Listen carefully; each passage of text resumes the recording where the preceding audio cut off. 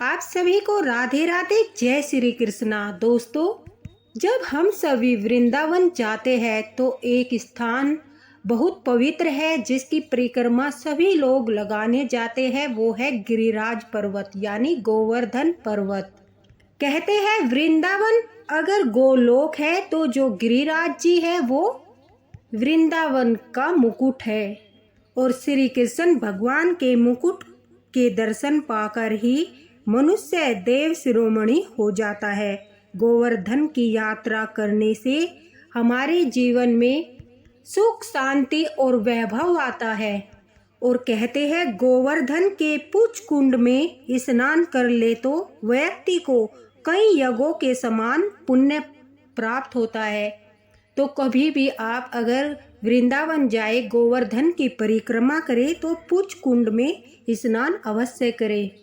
गोवर्धन पर्वत के विषय में काफ़ी रहस्यमयी बातें हैं जो ठाकुर जी के भक्त अवश्य जानते हैं। लेकिन क्या आप एक रहस्य और जानते हो कि अगर हम गिरिराज से, गोवर्धन पर्वत से कोई भी शिला का छोटा सा भी कण यानी पत्थर, वहाँ से छोटा सा भी कण उठाकर अपने घर लाते हैं तो यह घोर अनर्थ होता है।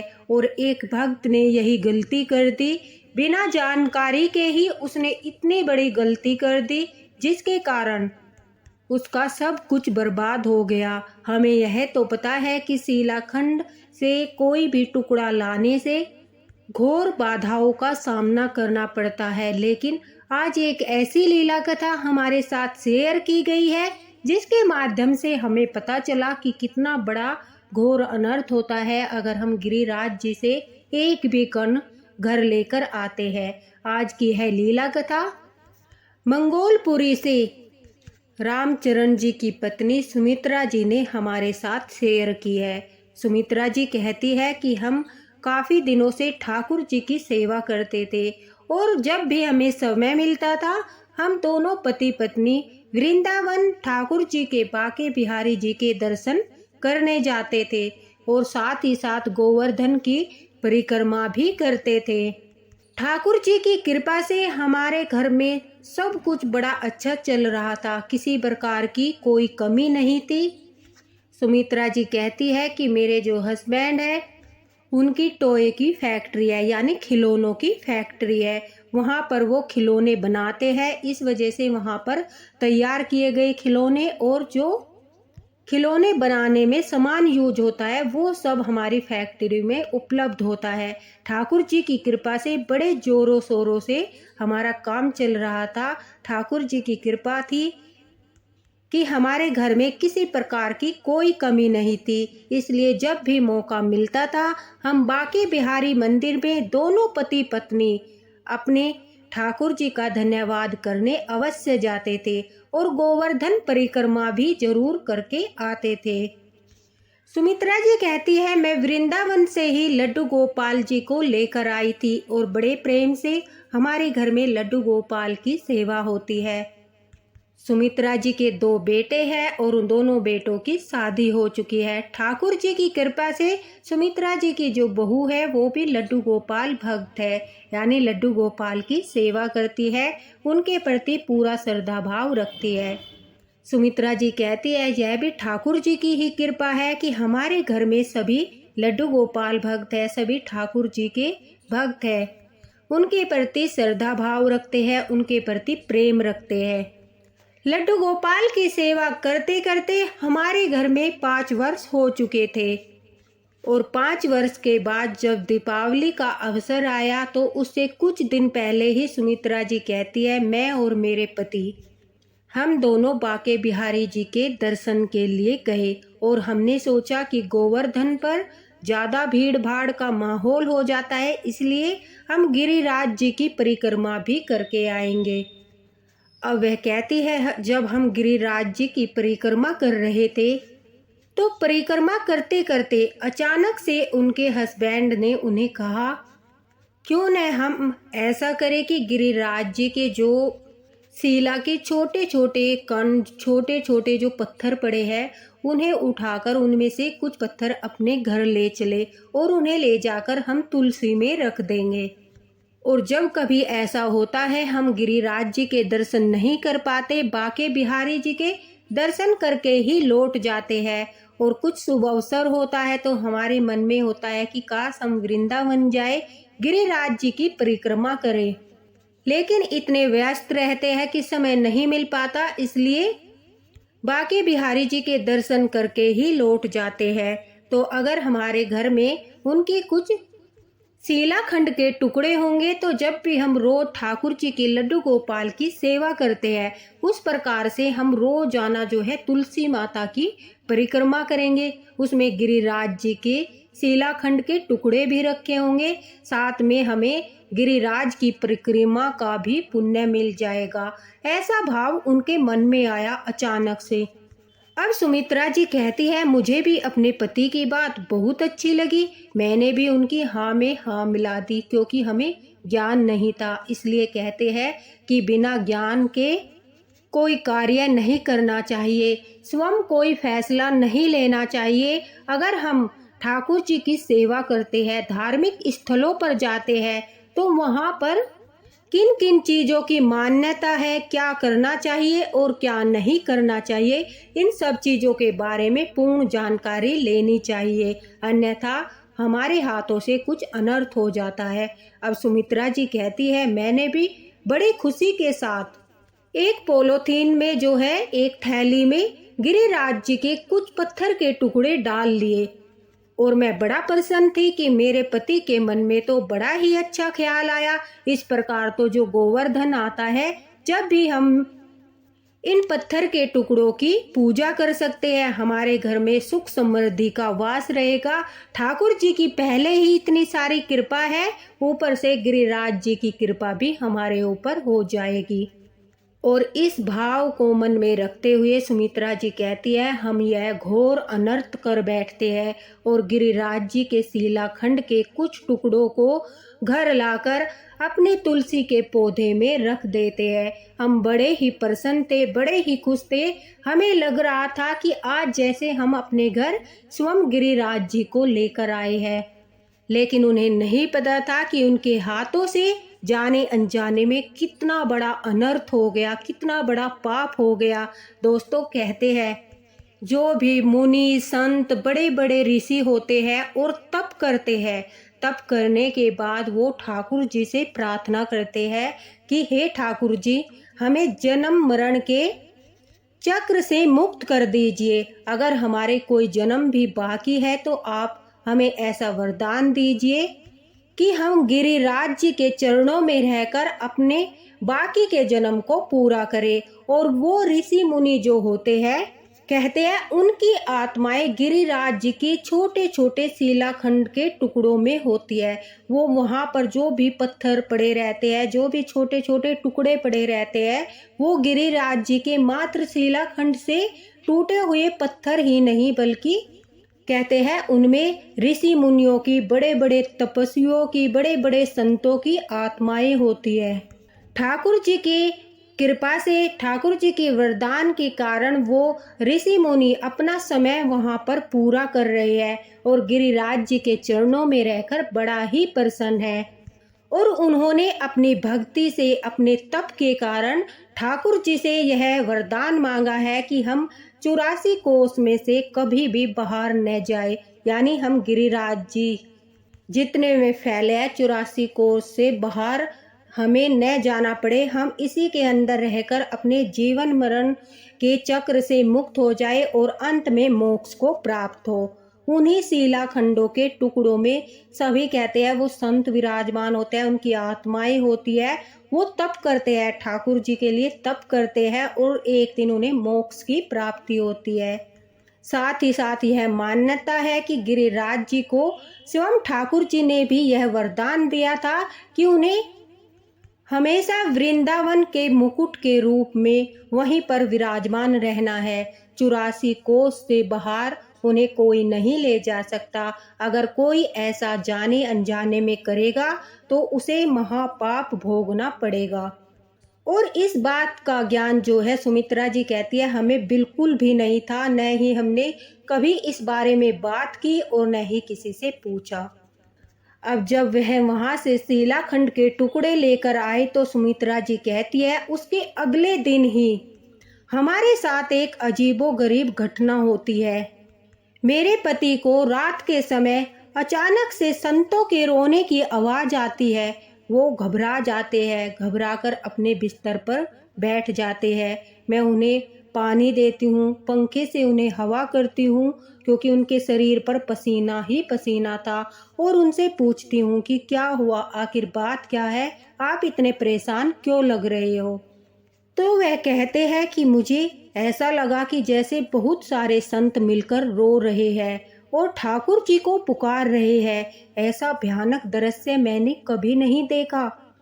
और जब मैं उन संतों के पास जाकर पूछता हूँ कि आप लोग क्यों रो रहे हो, आपको क्या आपत्ति है, मैं उनके सामने हाथ जोड़कर खड़ा था। वो मुझे इतने क्रोध में देख रहे थे, ऐसा लग रहा था जैसे कि वो सभी संत मुझे अपनी दृष्टि मात्र से ही भस्म कर देंगे। अब सुमित्रा जी कहती है कि मुझे बहुत डर लग रहा था कि अभी अभी हम ठाकुर जी के दर्शन करके आए हैं, गिरिराज जी के शिलाखंडों के कुछ टुकड़े हम घर लेकर आए हैं और उनकी कृपा होनी चाहिए, ठाकुर जी की कृपा होनी चाहिए। लेकिन ऐसा भयानक दृश्य, इतना भयानक सपना, इसका क्या अर्थ हो सकता है। पूरी रात चिंता की वजह से सुमित्रा जी कहती है मैं और मेरे पति हम दोनों ही नहीं सो पाए। जब भी मेरे पति सोने की कोशिश करते थे, अचानक से फिर से वही रोने की आवाज उन्हें आने लगती थी और वो घबराकर बैठ जाते थे। इसी प्रकार से पूरी रात बीत गई। सुबह के टाइम सुमित्रा जी कहती है मेरे हस्बैंड फैक्ट्री जाने के लिए तैयार हो रहे थे। अचानक से फैक्ट्री से मजदूरों का कॉल आता है और कहते हैं कि साहब फैक्ट्री में आग लग गई। यह सुनते ही हमारे पैरों के नीचे से जमीन निकल गई। हमें समझ नहीं आ रहा था कि हमारे साथ क्या हो रहा है, एक साथ इतनी सारी समस्याएं आ रही है। इस खबर को सुनते ही सुमित्रा जी कहती है मेरे हस्बैंड तुरंत ही फैक्ट्री की ओर दौड़ने लगते हैं। हम उन्हें जाते जाते कहते हैं कि आराम से जाना, लेकिन वो इतना घबरा रहे थे क्योंकि फैक्ट्री में काफ़ी सारा सामान था। वो बड़ी तेजी के साथ बिना मेरे बेटे को अपने साथ लिए अकेले ही निकल जाते हैं। जब मेरे बेटे उनके बाद फैक्ट्री जाते हैं, वहाँ अपने पिता को नहीं पाते तो वो घर फ़ोन करके पूछते हैं। सुमित्रा जी कहती है कि वो घर पर भी नहीं थे। तभी हमें पता चलता है कि रास्ते में उनका एक्सीडेंट हो गया। हमें हॉस्पिटल से कॉल आता है। हम दौड़कर हॉस्पिटल जाते हैं तो वहाँ पर सुमित्रा जी कहती है मेरे हस्बैंड इतनी गंभीर हालत में थे कि वो कोमा में जा चुके थे। अब मुझे कुछ भी समझ नहीं आ रहा था। रो रो कर पूरे परिवार की हालत खराब थी। ऐसा लग रहा था सब कुछ बर्बाद हो गया, सब कुछ खत्म हो गया। सभी लोग काफ़ी परेशान थे।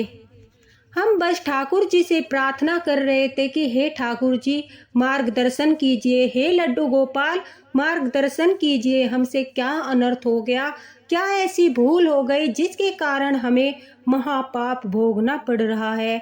हमारे ऊपर इतने संकट आ रहे हैं कि सब कुछ बर्बाद हो गया। सुमित्रा जी कहती है कि मैं ठाकुर जी से प्रार्थना कर रही थी। 3-4 दिनों तक जब हम हॉस्पिटल में रहे और मेरी पति की हालत में सुधार नहीं हुआ, मैं घर आकर लड्डू गोपाल के सामने रोने लगती हूँ और उनसे प्रार्थना करती हूँ कि मार्गदर्शन कीजिए, हमें हमारी गलती बताइए, मेरे पति के प्राणों की रक्षा कीजिए। अब घर पर काफ़ी लोग का आना जाना लग रहा था। सभी लोग जो है मेरे हस्बैंड के बारे में पूछने आ रहे थे, कुछ लोग फैक्ट्री के बारे में पूछने आ रहे थे। सुमित्रा जी कहती है तभी आस पड़ोस की औरतों ने मुझे कहा कि आप किसी पंडित जी से पूछिए, एकदम से इतनी सारी समस्याएं आ रही है, हो सकता है आपसे कोई भूल हो गई हो, कोई आपसे जाने अनजाने में गलती हो गई हो, या फिर ऐसा हो सकता है कि कुछ ग्रह खराब चल रहे हो, आप कोई पूजा पाठ करा लीजिए। अब सुमित्रा जी कहती है मुझे उनकी बातें सही लगती है, तो मैं पंडित जी के पास मिलने के लिए मंदिर में जाती हूँ। मंदिर में ही जो हमारे पंडित जी है वो कहते हैं कि वो ठाकुर जी की सेवा करते हैं। वहाँ पर सभी देवी देवताओं की मूर्तियाँ विराजित है और वो सभी देवी देवताओं की पूजा पाठ करते हैं।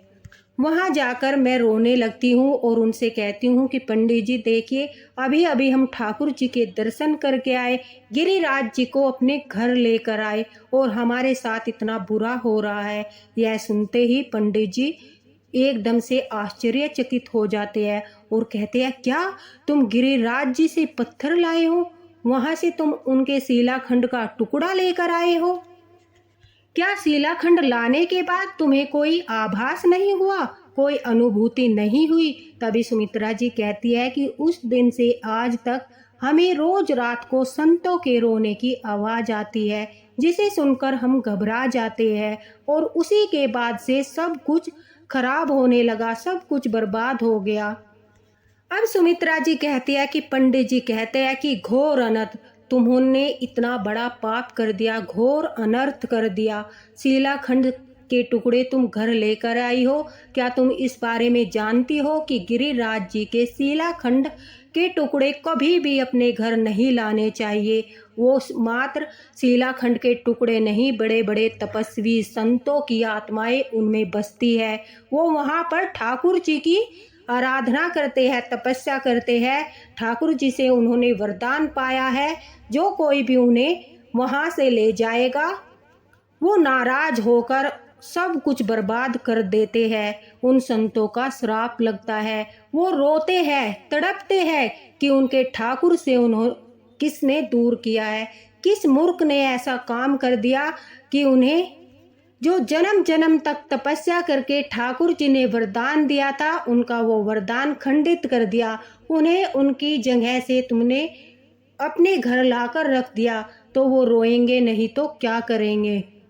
और जब संत रोते हैं तो विनाश होता है। अब यह सुनकर सुमित्रा जी कहती है कि हमें जल्दी से उपाय बताइए, हम इससे कैसे छुटकारा पा सकते हैं, इस घोर अनर्थ से हमें किस प्रकार से बचाया जा सकता है। तभी पंडित जी कहते हैं कि जल्द से जल्द जितने भी शिलाखंड तुम वहाँ से लेकर आई हो, उन सबको वहीं पर वापस रख के आना होगा। ठाकुर जी से, गिरिराज जी से माफ़ी मांगनी होगी और तुम्हें वहाँ पर कुछ सोना भी चढ़ाना होगा, तभी इस पाप से मुक्ति मिल सकती है। अब सुमित्रा जी कहती है कि हमने तुरंत से जाने का प्रबंध किया और उन शिलाखंड के टुकड़ों को लेकर हम गिरिराज गोवर्धन पर्वत पर पहुंच गए। वहां जाकर जहां से हमने वो पत्थर के टुकड़े उठाए थे वहीं पर रख दिए। साथ ही साथ हमने गिरिराज जी पर सोने का चढ़ावा भी चढ़ाया। गिरिराज जी से प्रार्थना की, माफ़ी मांगी, बार बार अपनी नाक रगड़कर उनके चरणों को पकड़कर गिरिराज जी से माफ़ी मांगी और नंगे पैर मेरे दोनों बेटे, मेरी दोनों बहू और मैंने परिक्रमा की और उनसे प्रार्थना की कि हमें हमारे अपराध के लिए माफ़ कर दीजिए, जाने अनजाने में हमसे यह भूल हुई है। अब सुमित्रा जी कहती है हमने बाके बिहारी मंदिर में भी ठाकुर जी से बहुत अधिक प्रार्थना की कि हमें माफ़ कर दीजिए। अब सुमित्रा जी कहती है उसके बाद हम घर लौटकर आ गए। अब मेरे पति की हालत में थोड़ा बहुत सुधार है, वो कोमा से तो बाहर आ गए लेकिन अभी पूरी तरह से ठीक नहीं हुए हैं। मेरे बेटों ने फिर से धीरे धीरे काम को जमाना शुरू कर दिया था। ऐसा लगता है जैसे ठाकुर जी ने हमें माफ़ तो कर दिया, लेकिन जो हम शिलाखंड के टुकड़े लेकर आए थे उनका पाप जो हमें लगा है वो अभी तक हम भोग रहे हैं और न जाने कितने समय तक हमें यह पाप का फल भोगना पड़ेगा। इसलिए जाने अनजाने में भी अगर हमसे महापाप हो जाते हैं तो उनका भी फल भुगतना पड़ता है। लेकिन हाँ, अगर हम ठाकुर जी की शरण में होते हैं तो ठाकुर जी हमारे उन पापों का बोझ कुछ हद तक कम कर देते हैं। जिस प्रकार से वो बड़ी बड़ी दुर्घटना को छोटी दुर्घटना में बदलकर हमारी रक्षा करते हैं, हमें कष्टों से लड़ने की शक्ति देते हैं, हमें दुखों को सहन करने की शक्ति देते हैं, एक आत्मबल देते हैं और मन में यह विश्वास देते हैं कि एक दिन सब कुछ ठीक हो जाएगा। तो दोस्तों, आज इस लीला कथा के माध्यम से इतनी महत्वपूर्ण बात आप लोगों तक ठाकुर जी ने पहुंचाई है, तो कभी भी जाने अनजाने में ऐसी भूल न करना। अगर आपसे ये भूल हो भी गई हो तो आप वापस से उन्हीं शिलाखंड के टुकड़ों को गिरिराज जी के पास दोबारा से वापस रख के आना और उनसे प्रार्थना करना, अपने पाप के लिए माफ़ी मांगना। कभी ऐसी भूल मत करना। वीडियो को ज़्यादा से ज़्यादा शेयर करना ताकि सभी भक्तों तक यह वीडियो पहुँचे और उनसे यह भूल न हो, इतने बड़े पाप से वो बच जाए। अगर लीला कथा पसंद आई हो तो इसे लाइक अवश्य करना। दोस्तों, इसी के साथ ठाकुर जी की कृपा आप पर बनी रहे और सुमित्रा जी का बहुत बहुत धन्यवाद कि उन्होंने अपनी इस लीला कथा के माध्यम से सभी भक्तों का मार्गदर्शन किया, साथ ही साथ इतनी बड़ी जानकारी हर भक्त तक पहुंचाई कि जाने अनजाने में अगर किसी ने यह भूल कर दी हो कि हमारे घर में सुख समृद्धि का वास होगा, हमें गोवर्धन नहीं आना पड़ेगा, हम घर पर ही परिक्रमा कर लेंगे, गोवर्धन वाले दिन जो है वहीं पर पूजा कर लेंगे, इस भाव से अगर कोई शिलाखंड के टुकड़े लेकर भी आया है तो मेरी हाथ जोड़कर प्रार्थना है, उन्हें वहीं पर वापस पहुंचा दीजिए। ठाकुर जी आपका कल्याण करे। इसी के साथ राधे राधे। मिलते हैं अगली लीला कथा में।